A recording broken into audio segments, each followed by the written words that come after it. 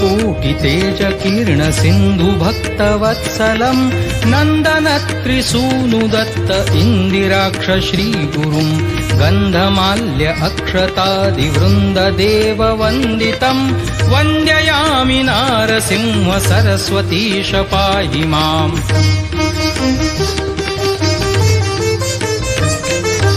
मायापाश अन्धकार छाया दूरभास्करम् आयताक्षि पाहि श्रिया वल्लभेश नायकम् सेव्य भक्तिवृन्द वरद भूयो भूयो नमाम्यहम् वन्द्ययामि नारसिंह सरस्वतीश पाहि माम्।